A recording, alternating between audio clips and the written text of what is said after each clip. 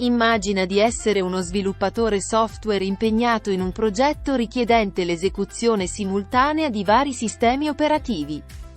Oppure immagina di essere un esperto di sicurezza informatica, testando nuove misure di protezione contro diverse minacce. Perfino se sei un semplice utente desideroso di utilizzare un vecchio software non supportato dal tuo attuale sistema. In ogni caso, c'è una soluzione: le macchine virtuali, dette VM. Le VM sono come cloni digitali di computer fisici, capaci di simulare tutte le operazioni fino all'hardware di un computer reale.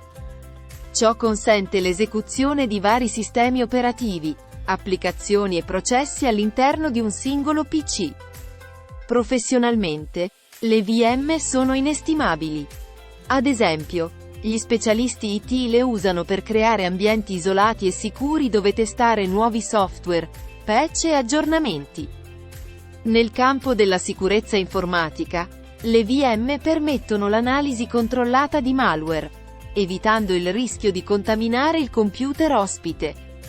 Personalmente, le VM sono preziose. Se hai un software incompatibile col tuo nuovo sistema operativo, creare una VM con il sistema precedente risolve il problema, consentendoti di utilizzare il software senza intoppi.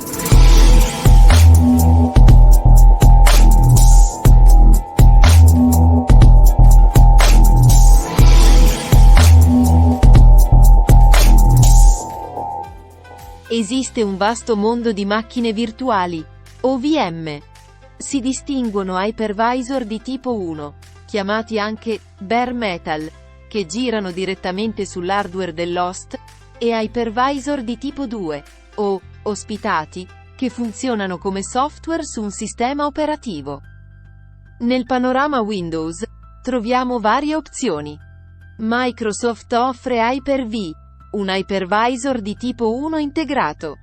VMware Workstation Player è un hypervisor di tipo 2 popolare per l'uso personale.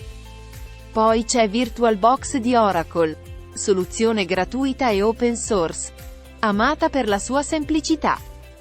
Tuttavia, ciò è solo l'inizio.